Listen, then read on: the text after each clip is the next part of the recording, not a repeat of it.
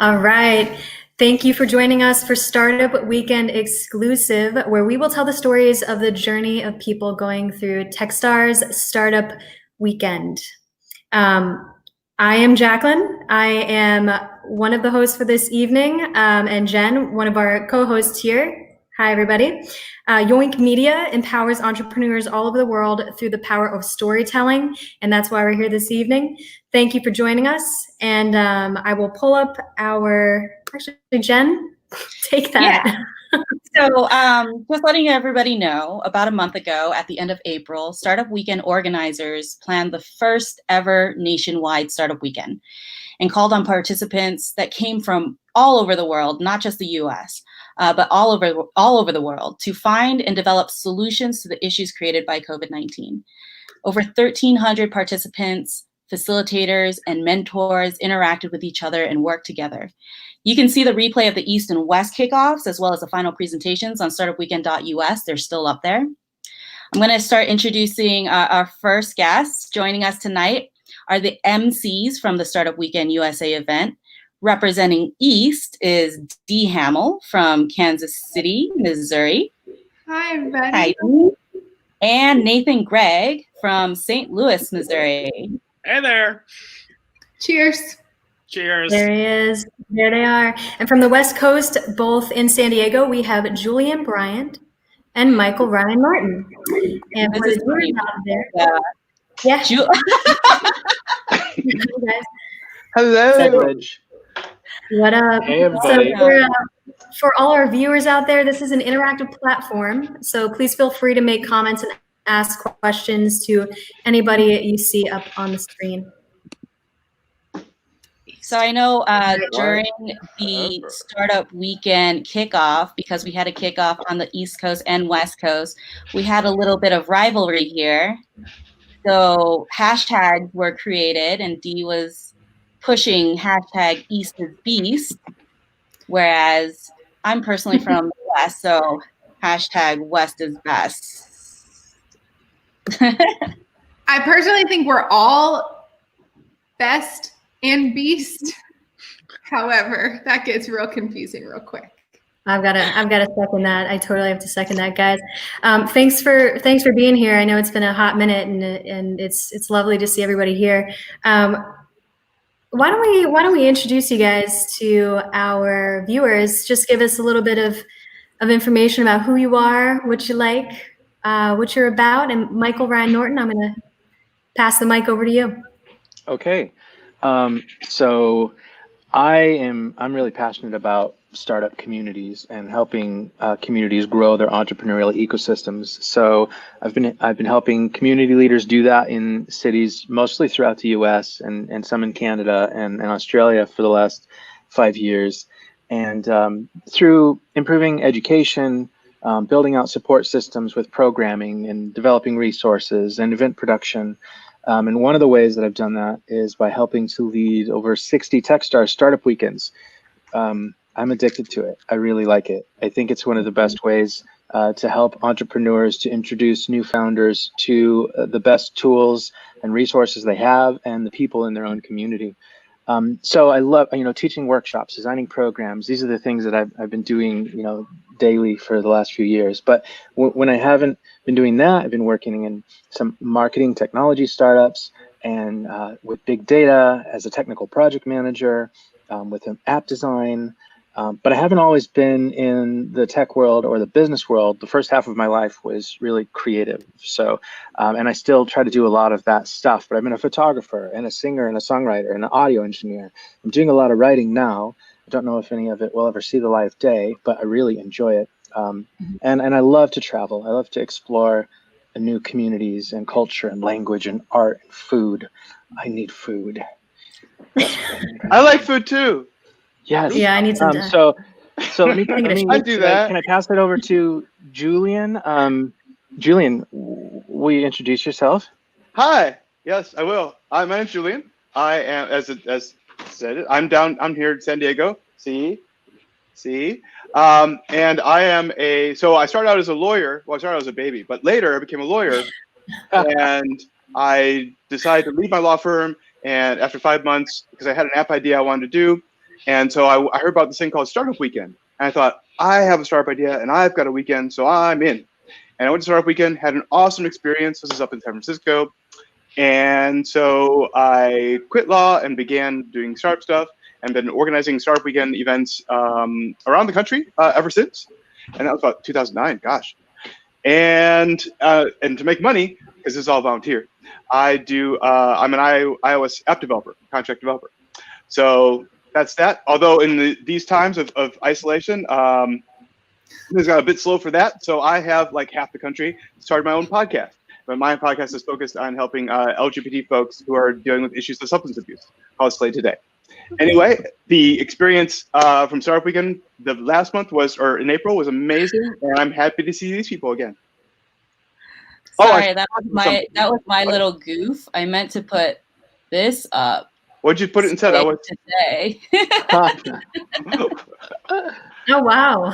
Well, I hope that everybody slays every day. Yes. Okay. So I didn't mean to limit anybody in their slaying. As much as you want to, all the days. Oh. I'm going to pass this over to Nathan because he's next to me. Yes, I got the direction right too. Woo!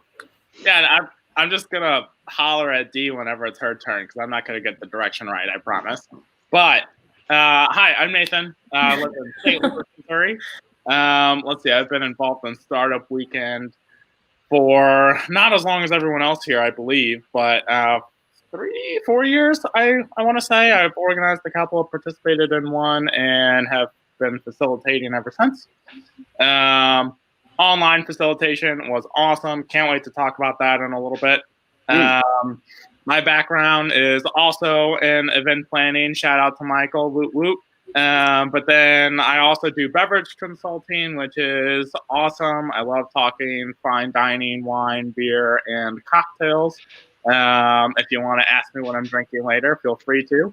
And then, let's see. Outside of that, I just love being involved in the community any way that I can. But I try my best to limit how much I volunteer for because self-preservation is a fantastic thing. I've discovered. And you got to pay the rent. Exactly. That too.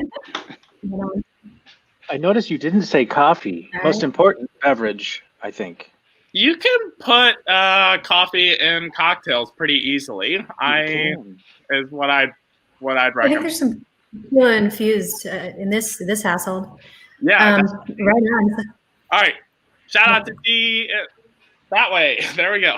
Whichever way I am. Hello, friends, who also I call fam because we're all fam. Hi, I'm Dee. And I get the really big pleasure of leading this program called 1 Million Cups, nationwide program. Entrepreneurs come and get to share what they're doing with their community, and they get advice and help and feedback, and it's a safe space. And so if there are 2 words, well, 3 because safe space is 2, but if there are 2 words to describe me and really where my heart, my passion lies, it's within talking about safe spaces and talking about community. And all of that came to be because I was a baby too, and then grew up and ended up being an accountant. Wait, was anybody not a baby at the beginning? I'm under NDA. I was a twin. Oh, I was a twin. So it wasn't that bad, yeah. Oh, you're a twin, Jack? I think we were all over Stardust at some point. Yeah, there's another one. Well, I'm liking all of this. Don't call me Katie. What'd you say? Just try not to call me Katie. I will not call you Katie. I will only Don't call me Katie either. Jacqueline, you're Don't the call me only late one for dinner either. I mean, hello. you can call me Katie if All you right. want. I just won't respond. Oh, all right. This is going well. So awesome. Yeah, this is, I love you guys. So I think I'd love to dive into some Q&A if you guys don't mind, just because I know we'll have a lot of viewers here who followed what was going on during the Techstar Startup Weekend Remote USA, which was quite life-changing for a lot of us here and the participants. So I'm just going to toss a question out there and somebody just catch it. So question number 1. Buzz it. Give us a 1-minute overview about your experience with Startup Weekend USA. And somebody catch it. Go. Is that me? Okay. Hi. 1 minute overview. It was beautiful and chaotic and exactly what it needed to be. I know that was just one sentence, but it was essentially a team of people coming together and running our own startup weekend on ourselves because we had a need that we saw in the community, which was due to quarantine, people needed to still experience the resilience of, hey, I'm stuck, but I can get unstuck. And so we all came together and said, how can we make those ideas that are living inside of people's brains happen, but in an online virtual experience? So we were testing it out as Techstars was figuring it out because we're all in it together.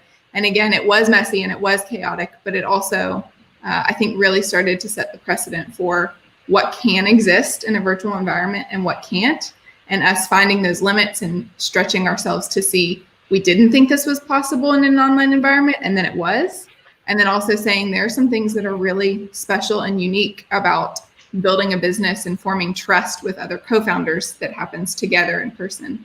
And so it was a whirlwind, but we had, I think, 800, 900 people sign up. And of course, with online environments, things drop. And so I think by the end of the weekend, we had, I'm botching these numbers, somebody correct me, but I think we ended up with about 15 teams forming, and then 10 in the final pitches. And then we had our winners. And so it was still a really cool and beautiful experience. Amazing. Thank you. Yeah.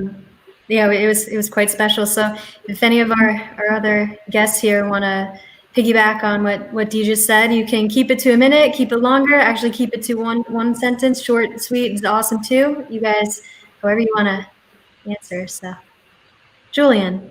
I always talk. Poor Julian. The interesting thing about that event, about the event we're talking about, is because we've all had experience as facilitators at startup weekends when we go there in person, and that role changed so much with this event that we didn't know really. I didn't really know what to expect, and I think that'd be something interesting to hear that other people talk about, like their roles facilitated at an in-person event versus this one. For me, the biggest change was that the live shows on Friday and Sunday night were so different than your normal experience, and so it was hard to know exactly if people were understanding you, if you were getting that interaction from the crowd. And for me, I know I was always focused on, is the next team that's supposed to present ready to present? Because I was so worried about that the entire night. But yeah, I don't know. That was a great experience for me. How did other people experience that angle of it? Oh, I'm asking questions, and I'm not like, this is your job. No, hey, listen, it's a natural, organic question popping up. Yeah. Yeah, I'd love to piggyback on that because I had an interesting role in which I was asked to help facilitate teams, and then surprise, we needed another MC. So I kind of got the loving ability to hop in these multi roles for the weekend, which was super exciting. But yeah, so there was the facilitating was super interesting, and I definitely think for the first run was fantastic. Oh, thank you, Audra. Oh my gosh. But yeah, so yeah, it was super interesting in that as a facilitator, you're used to doing everything, and then we split these roles up, and then it's trying to find a way to communicate with the other people that have been doing the other tasks and make sure that the communication is there, which I will say, don't get me wrong, Friday I felt was a little chaotic into Saturday morning, but it all came together, and I definitely feel like if we did another one that was completely online globally, it would be done really well because we know all the kinks and we know how to make it right, and I think this was a great first step. Yeah, I think we did our part to set a precedent for a new type of collaboration across the country and the globe. Yes. More so. So, Michael Norton. Oh, everybody gets to answer it? Yes, this one. And then I think I might just sprinkle each of you a few Sure. questions stuff. But So there are several ways in which this event was unique and different than a lot of startup weekends, and I imagine a lot of the audience for this event are startup weekend people. So maybe that's a relevant reference point. The scope of the event, the size of the event changed a lot of dynamics. So Julian mentioned that the four of us are often facilitating a smaller event in person. By smaller, I mean 50 to 100 attendees. When you're dealing with hundreds of people, suddenly, since humans don't scale, we have to come up with different mechanisms to serve them and nurture them throughout the weekend. Michael. What's that? I said, speak for yourself, Michael. Yeah, sure.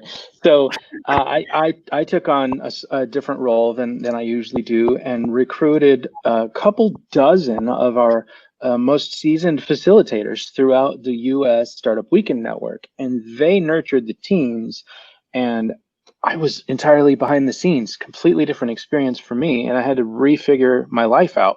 But I enjoyed the challenge. I thought that was really interesting. And then if I can also piggyback on what others have said, it felt like we were pivoting and innovating so rapidly for 1 to 2 months, preparing the event beforehand, and even all weekend during the weekend. Most people probably didn't have any idea how much things were coming together at the last minute, right before each stage of the event happened, which happens constantly behind the scenes in the startup itself. Some of that stuff did become visible, which also happens, and everyone was very graceful about it. But I really enjoy that. As stressful as it is, somehow, it's familiar. Maybe that feels like home. That dynamic. Aww. It's like we were a living, breathing Friends episode, where every moment. Yeah, and most of us hadn't worked together before, so we were getting to know each other and each other's communication styles and strengths while we were under the gun up against deadlines, and it really stretched me a lot. It's truly remarkable. I think we all grew as a result of this, and as we continue to grow, but really, we were tested to the max and loved every minute of it. So it was wonderful. If I can Awesome. say real quick, if I could ever do an online event with complete strangers again, you people on the screen were fantastic to work with. I'll totally do that again. You can't, though. We can't go back to being strangers. Yeah, we wouldn't be. No. Legitimately, you guys know too much. Amazing. So our viewers now have heard the beautiful parts of Startup Weekend Remote USA, and you've shared some of your challenges, which were inevitable in environments like this, coasting through a new frontier.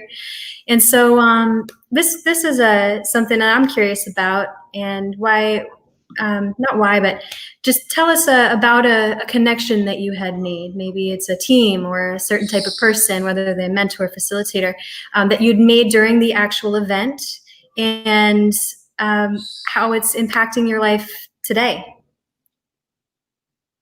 Julian, you got really excited about that. I just sit there and grin. Yeah. He's grinning. He has something to say. Oh, yeah. This is weird. Besides the people on the screen who we've already addressed, talked about our undying love for each other, the biggest connection I made was between myself and Discord, because I've never used that platform before. I'd heard about it, but I just whatever, it's for the kids. And then I walked away. The way that we were able to get those teams organized and using that as a platform for communication and community building, I didn't know that was a great tool to use for that. I'm super impressed by it, and now I've been trying to use that in other areas of my life as well, and turning my friends on to let's use Discord for this or this or this, and other communities that I'm involved with. So that was one of the biggest impacts it had for me. Is it really changes what I think is possible in terms of online community building, especially in these times. And so I'm super excited about the possibilities there. Right on. And for those of you who don't know Discord, that's the platform we use to communicate and build. And it's very similar to Slack. So I'm sure some of you are familiar with that. All right. So I guess, it doesn't have to be a person you connected with. It could be a tool. were built by people, which is great. So free range here. Let's Dee, let's hear it. Yeah, it was. I mean, I think it's actually similar to Julian, which made me feel really odd because I've been facilitating for so long that really having to be back down in the grit of organizing was a fantastic experience. And that's what I remembered and kind of fell back in love with too, is almost like, I know this event like the back of my hand, and yet thrown into an environment where I know it really well, and yet I don't, because we don't actually know what will work and what doesn't. And so one of the things I loved thinking through was just the way we have attendees go through the weekend. So what education does somebody need at what time? And to know, like, we all have had different experiences with that as organizers, as facilitators, and figuring out, okay, well, what's the best avenue for somebody that is brand new to this or has started 5 companies? Like, how do we hit them with the right amount of nuggets of information, all while being like, nope, you have time to work. And how do we do that when we're not able to read the room? And so I kind of fell in love with like checking the pulse on what's going on in a way that I haven't before. And that was really cool. And that's definitely coming with me now. Amazing. Now it's thank you, Dee. Now a little toss up between Michael and Nathan, whoever wants to grab it. I'll give you the option of answering the same question, or maybe a certain trend that you had seen emerge out of the weekend. It could be with startups in general, or the anything, some sort of trend or a connection that turned into something impactful. I'll try to answer both because I think I can answer them both quickly. But so connection-wise, I'd like to throw Dee out there. The reason I'm throwing Dee out there is because she's running 1 Million Cups, and I was an organizer of 1 Million Cups in Springfield for 3 years and recognized her name and never was able to put a face to the name via emails or whatever. So it was super cool that in some unrelated events, I was like, oh, that's Dee. And now you probably know me too well. Yeah, well, I know we both like to enjoy a nice drink after 5 o'clock, which is the important thing. Cheers. Cheers to that. Let's see. So the other question that you asked was some form of what, like a theme or something that we noticed happening. A trend. It could be tools that people are using. It could be platforms. It could be where startup focuses are headed, like health, tech merger, education. What were themes that? Well, so I will say one of the fun themes about it was when you're dealing. So I guess more related to this event versus other events, because obviously all of the events, there's this like strict timeline that you have to follow. As you can stretch and thin some of the like specific task like timelines that you have. But at the end of the event, it's if you don't really have this product or service or your MVP ready so you can start practicing your pitches by this time, you're screwed. And then this event, the trend was, holy cow, we have to have our stuff turned in electronically. It was the trend for this, I feel like, was the realization that technology is so unfocused in our lives that in a moment like a pandemic, if you're not comfortable with technology, you better get comfortable with technology, because this is the motion forward. And I feel like we've always known that in the back of our heads for the last 20 years, like technology is the way future, and it is ingrained into our society in the sense that we have our phones and we're currently on this live stream. But it's not until something happens and the government is, you need to stay home for the safety of everybody, and then continue conducting business or these events like this, that it's, oh shit, I better get comfortable. And I feel like that was like a trend that even using Discord, which was new for a lot of people, it was, all right, yeah, this might not be the most comfortable, but that's the point. Experience something new, and we're gonna dive into it and experience this together. So that was a trend that I saw that kind of definitely got some people out of their comfort zone. Got me a little out of my comfort zone. I wasn't used to Discord. All right. Nathan, I think that wanna- is a fascinating dynamic. I feel like Yeah. you're highlighting that the pandemic has been a forcing function to accelerate some elements of digital literacy throughout the culture that will give us a new foundation, and in some areas technology will progress faster because we now have a shared language of this is what we do with remote meetings or video Correct. stuff or collaborating through Slack or Discord, and suddenly we've propelled a larger percentage of the population forward in that area. I think the forcing function has also existed around some refactoring of personal lives, and I've observed a number of people that have been disoriented in various ways by the closure of the economy or staying home or whatever the dynamics are.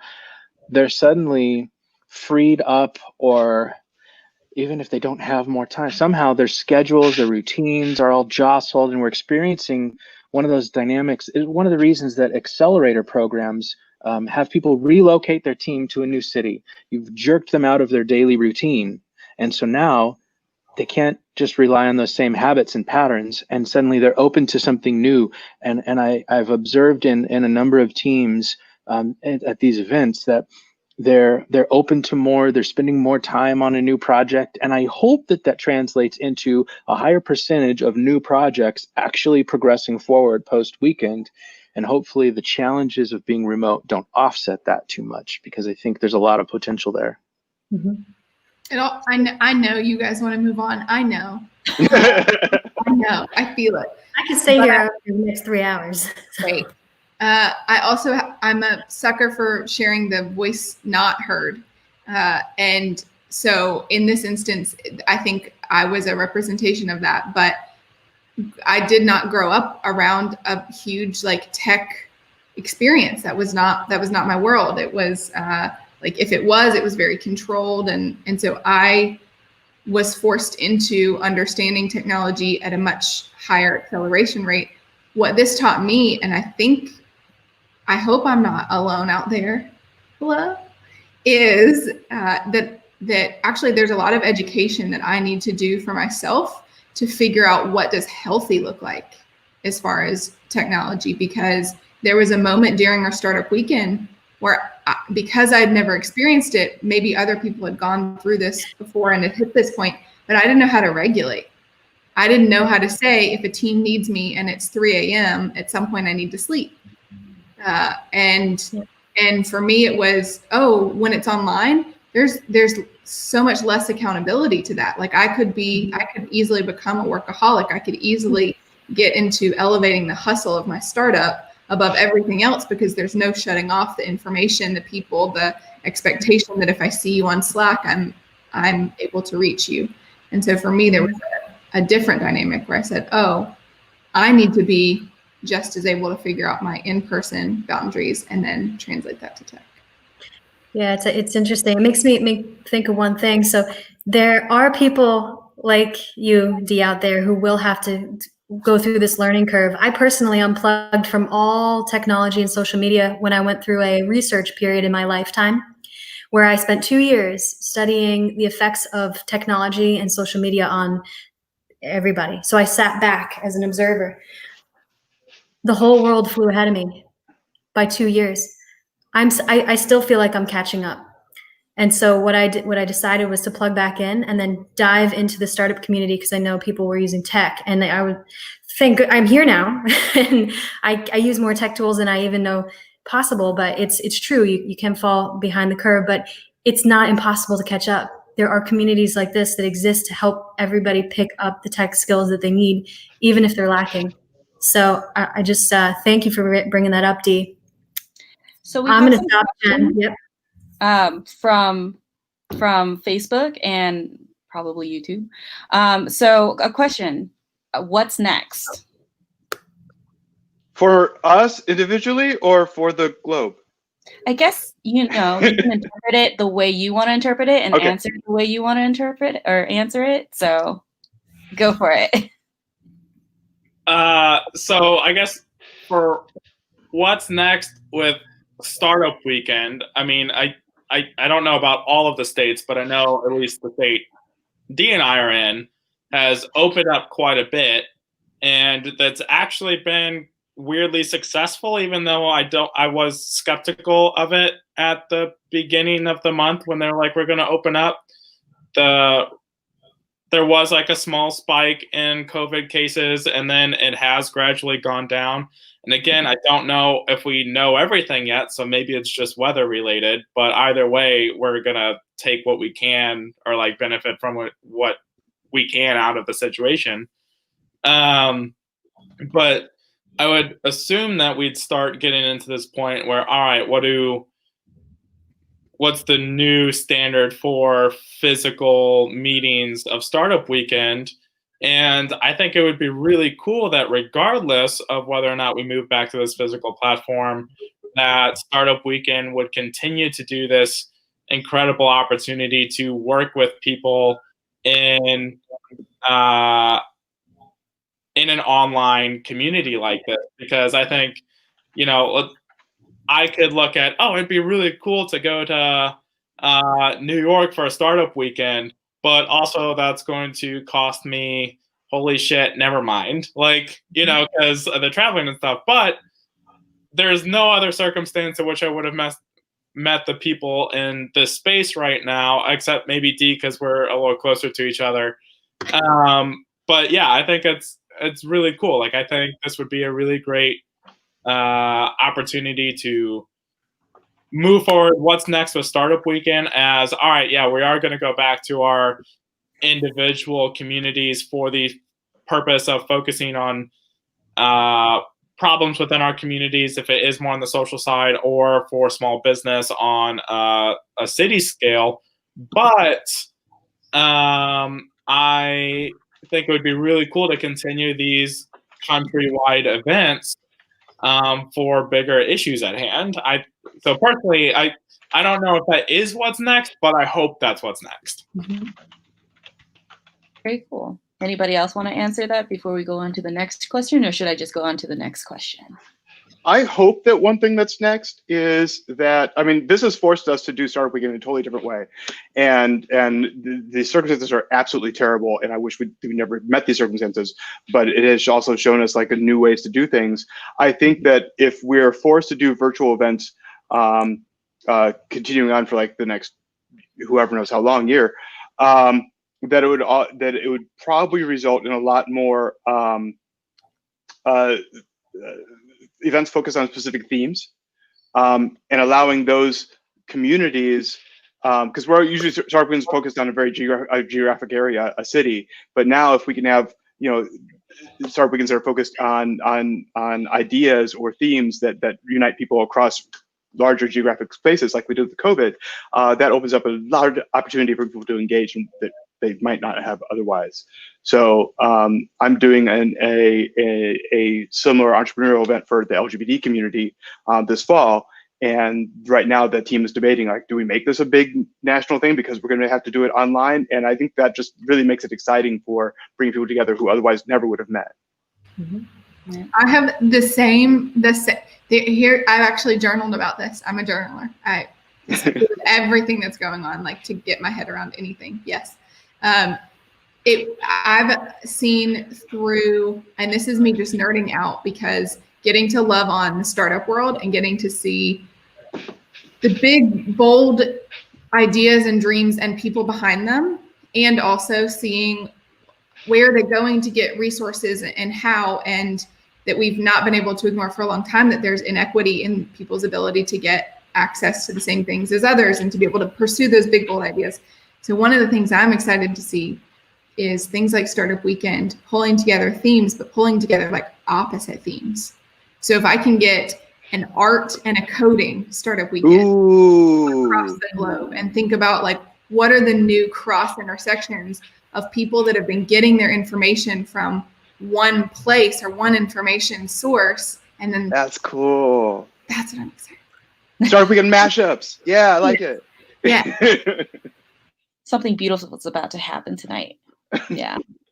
Constructive interference. It's one of my favorite. Another question. What markets are interesting to you for Startup Weekend Remote? Hmm.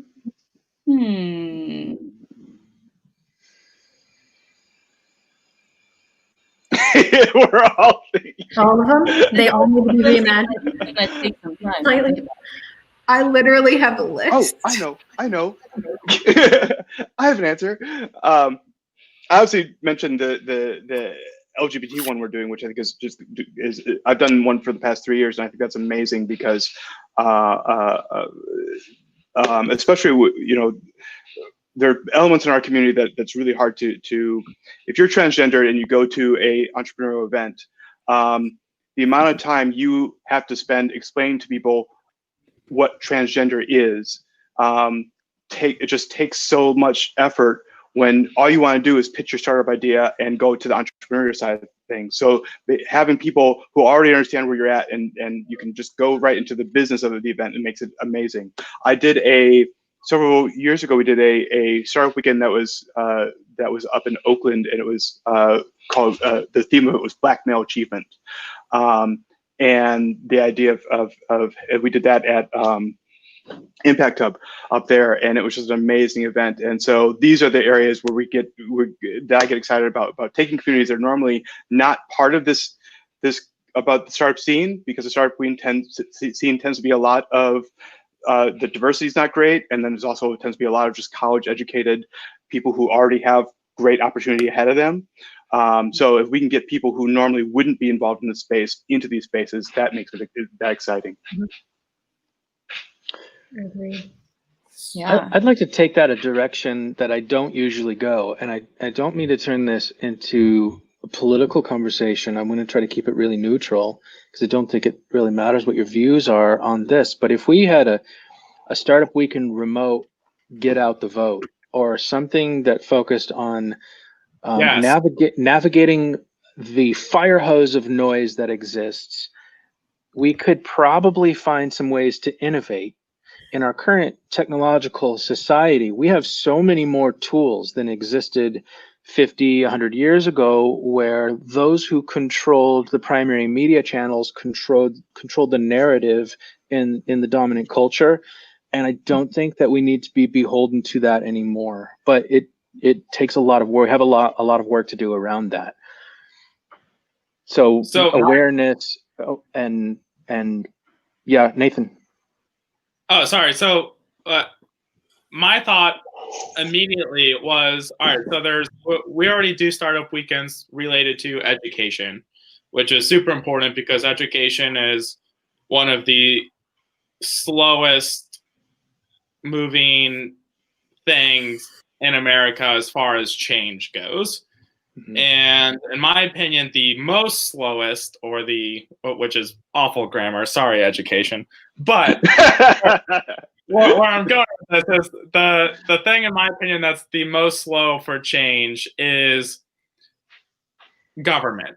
And it would be incredible to me to see an almost government-related startup weekend. And obviously, we're not legislators, so we can't change anything about the law, right? But we can definitely find ways to, like, how do we get citizens more involved in voting? How do we get people to be aware of what they're voting? How do we get movements to be successful? You know, the movements that are happening right now, some of the complaints are it just seems so repetitive. Well, it's because no change is actually happening. So how do we come up with ways that actually make the problems that are in society become something that everyone is understanding to be a problem and pass meaningful legislation to change that problem? I think it would be great to do something that's, I don't know if the right term is political education or whatever that is, but I think it would be so cool and unique to do something like that. Yeah, that's awesome. I have to say, I've talked to Julian about this. Yeah, so when you mention that, I'm like internally saying like, yes. And then I'm also working working with a few people in Tucson, Arizona, which is where I'm at, with some civic innovation stuff. So we're hoping to definitely bring that into light in the near future. Well, if that's And a to startup, piggyback on that, I'm involved. Let's do it. Also, while Yeah, we're on the topic, go on. While you're on the topic, you definitely look up for a model. There's a great YouTube Startup Weekend recap video for Startup Weekend government that happened in Seattle a few years ago. But if you want to see what's possible with those type of events, there's a great YouTube video for that.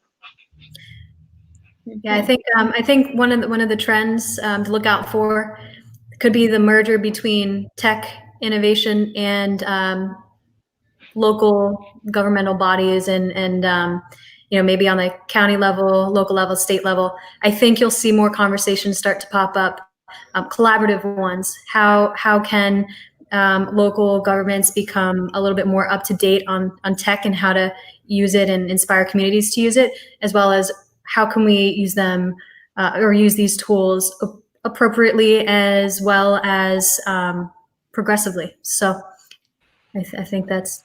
Here's my little weird brain that has like it. So what I did was take like different industries or different places that I thought needed innovation and like just start thinking about what might it mean if you mash those up together. And so I'm not saying this makes a lot of sense, but one of the things I was processing is this new emergence of influencer culture, of being able to affect things that is it's very hard for me to process and understand, but also makes 100% complete like human psychology sense. So pairing that, I'm always pairing like, where have people not seen things together before? And so where did I see people not be able to pivot off of what their customers wanted is like Main Street businesses.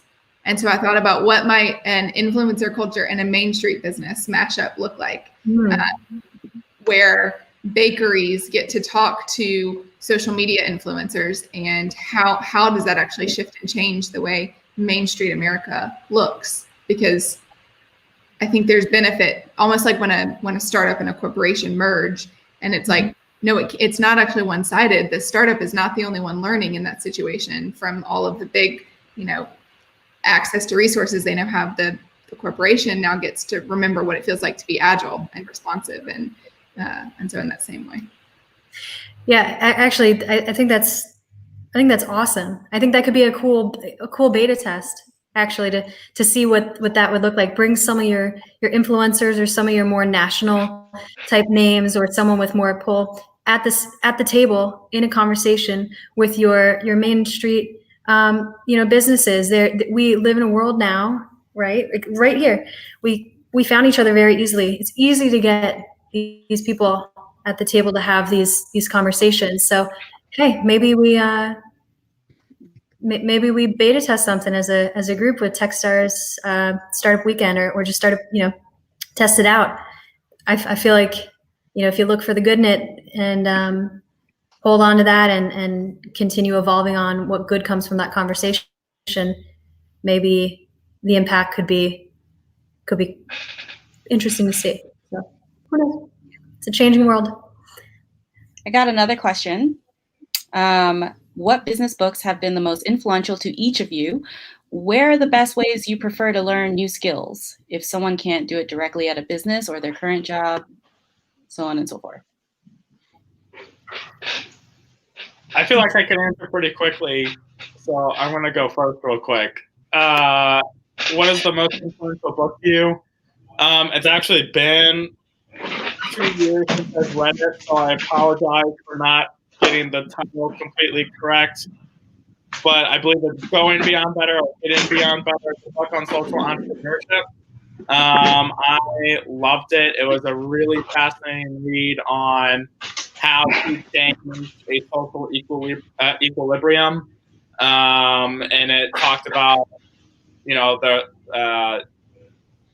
have people that are helping on a service side, on like civil rights movements, on stuff like that. But like, what is the perfect combination of combining business with the mindset of changing society for the better. I loved the book. Actually, now that this question's brought up, I'm definitely going to reread it because it's been 2 or 3 years since I've read it. But yeah, so that's a book that I really enjoy. Best way to learn a new skill, in my opinion, is to freaking do it. I don't like, even if you're bad at it, failure is learning, right? So that's that. And don't be afraid okay. to ask. Yeah. Yeah, don't be afraid to ask. I would encourage anyone that's taking on a new skill challenge that is not close to something they already know to start by learning how to learn. If you haven't done that before, search for some materials about meta learning and how to learn things quickly. We've all heard the 10,000 hours to become a master of something. Is that from Malcolm Gladwell, perhaps? It doesn't take 10,000 hours to learn a lot of the skills that you might want to learn. You probably could learn them in 100 hours through a couple of lynda.com courses. But the key first is to understand how to challenge yourself, how to make significant progress every day, how to do it in a way that keeps you passionate and excited about it. And if that doesn't all sound familiar to you, start there. Having said that, I'm a big fan of what Nathan just said. Just do it. Learn at a quick pace. Enrolling in courses is great, but they're going to slow you down. In my experience, the pace of a college course or something, if it's not self-directed, is slow enough to me that I lose interest before I've gotten to the end, because I wanted to learn all of that in 3 weeks and create something. And so that would be my last point in terms of skills. Focus on a project. And you'll see this in the meta learning materials as well. If you have a goal in mind and you're learning that skill in order to build something, you're gonna progress a lot faster. You're gonna stay interested. And then having said that, my real answer to the question is online learning programs work really well for me. Tutorials, like I mentioned, lynda.com. A lot of libraries can give you free access to Lynda. I can get it through San Diego, and Seattle Public Library does. I use that constantly. Yeah. I'll kind of, I think, echo. Can I say one more? No. What? What did you say? Oh, I was going to say, just to add on to Michael's question quick as well, like, think of your network and who you consider an expert in something. If you don't know the right questions to ask, I suggest asking them, what are the questions I need to keep up top of mind? That's a little cheat there. It's a little hack, but it saves time. So go ahead, Dee. Yes, that wherever that is. It's well because it's backwards and my fingers, they just don't get there quick enough. Yes, and I would be ill-advised to spew off business books because or courses, not because they're not valuable. I think if you have decided there's a thing you want to learn, such as I want to experience going through what it's like in a college class to learn about entrepreneurship, and then after I'm done learning, to apply that into a project at the end. Like that's a great use of that. But if you are wrestling with, I don't understand entrepreneurship, there are so many resources that are, you might pick a shorter book to kind of get familiar with vernacular. But as soon as you pick up any of those terms, which there seem to be a lot of resources, but they're also changing rapidly as entrepreneurship is. And so that's why it's a struggle for me to throw out like books as things. So I echo kind of Michael's point. If you can think about how to learn. And so not that this is a plug for 1 Million Cups, but it is one of the reasons why 1 Million Cups and Startup Weekend are so dear to me, is because they encourage a learning environment. And I think in our world, we get so focused on here's my idea, and like I just need all the resources to push it forward, that we stop thinking about, number one, how exciting it is when you are stuck in something and somebody has that thing and they're willing to sit in that with you and give you that education, and you're able to move through. That's a cool moment. You're bonded with that person, and then they want to help you in what you're working on. So it's like the exponential factor of what Jacqueline is saying, of find somebody that's an expert. But my second piece of advice is be willing to make yourself vulnerable. vulnerable and coachable, but not like without a vision, not with, I mean, you're going places, right? And you know that, so figure out how you best learn and take in information and then apply it, because actually nobody's going to have 100% the right answer of how you should take your business to the next stage. But you can get people that are willing to sit in it with you, to give you social capital, to get into rooms you wouldn't get in, to give you education that they've received, etc. Soapbox done. This is my book. It's a classic. Yeah, get this one. 7 Habits of Highly Effective People. Love it. In terms of learning new skills, I think we have to speak to the fact that because the world has been so rocked by this virus, that so many people have lost their jobs and lost the way that they planned on pursuing their life and perhaps their career. And so now is the time that you might actually have to pick up a new skill in order to survive. And so I want to say, like, you absolutely can do it, and you can make that total 180-degree shift and go into a different field if that's what you need to do to pay the bills. For myself, I realized that I made a wrong turn in going to law school, and I quit law and then taught myself how to code for apps and make iOS apps. And that was totally self-taught. And I like what Michael's recommendation. There are online classes. You can get access to them via your library. Linda, which is now LinkedIn Learning, great resources there. All kinds of, YouTube is just like this amazing online library for learning anything you want to learn. Somebody's made a YouTube video about how to do it.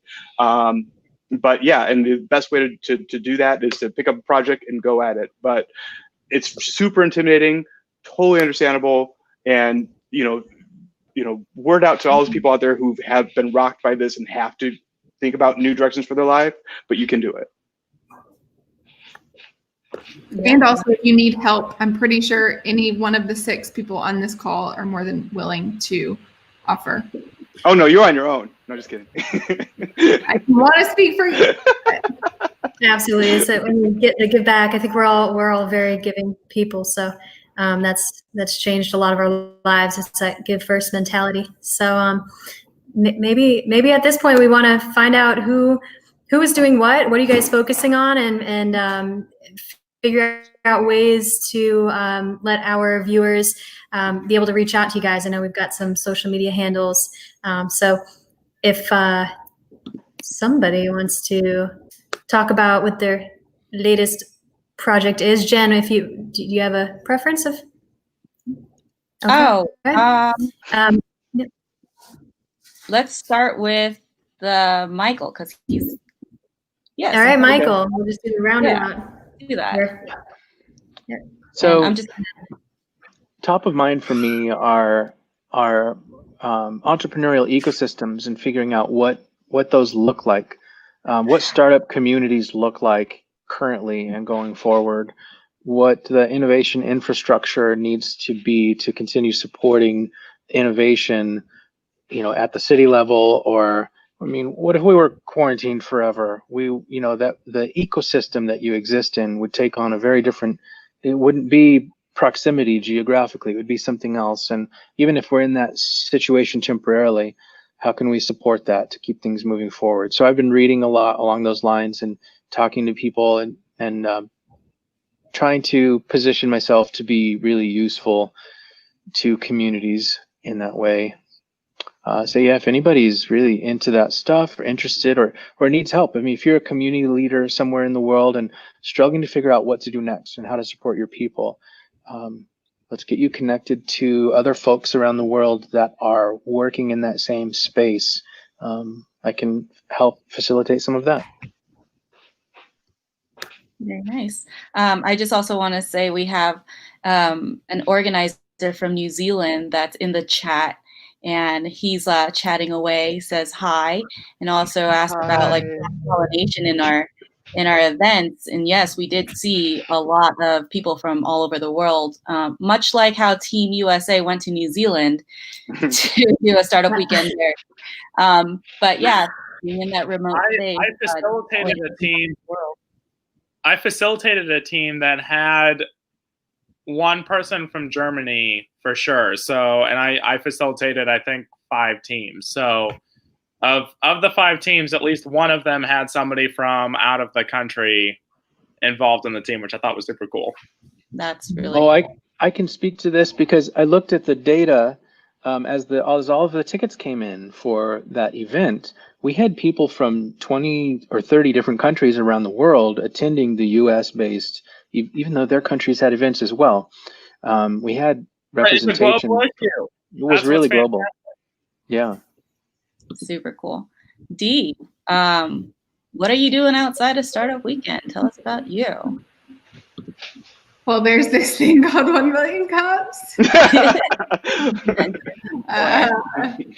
So yeah, in 1 Million Cups world, we're processing a lot of the same things we've been talking about today. How do we support our 180 communities across our nation as they're processing? So it's a lot of what do we need to be doing to empower the empowerers of entrepreneurs, the doers, the dreamers, the makers. What is it that those that are leading them need in order to help them navigate in the most inclusive environment, but also taking into account that there's these 2 big things going on, and there's chaos everywhere. So to look at how do we help create unity in all of that. I think that's one of the things that's really exciting to me, is how do cities talk to each other now in ways that they weren't before, and learn from each other, and kind of decentralize that feeling of there's,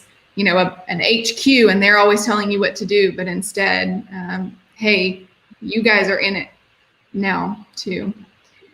And then another thing I'm working on is I actually used to be a songwriter and a rapper. So as I've been telling you that I was like journaling, I'm starting to see that like those things are wanting to come back up in song. And so I actually took up dancing again. I'm not a good dancer, but I do dance all the time. But I've been watching The Fitness Marshal. If you're not familiar with him, he's a beautiful soul.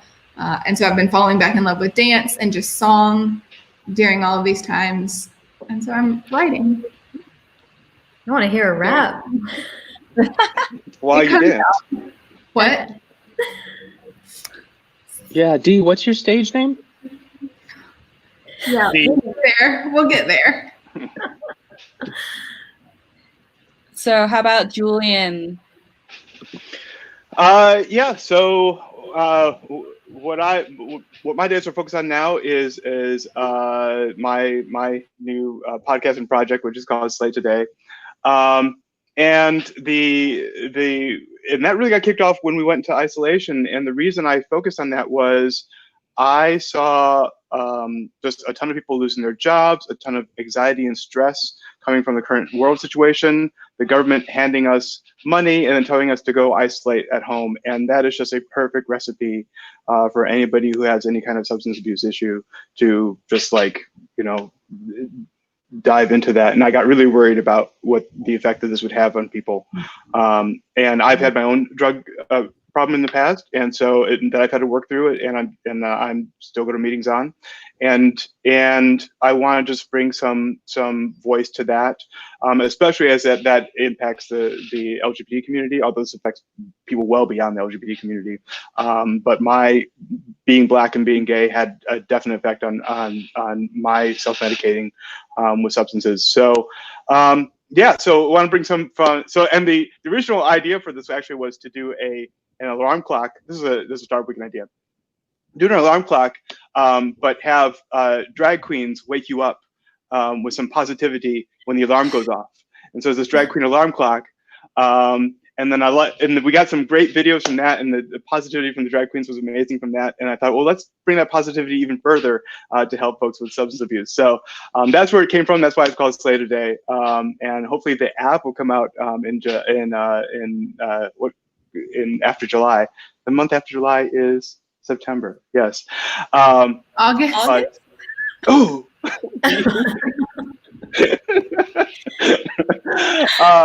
He's trying to get this year over. Exactly. Cancel 2020. After July is December.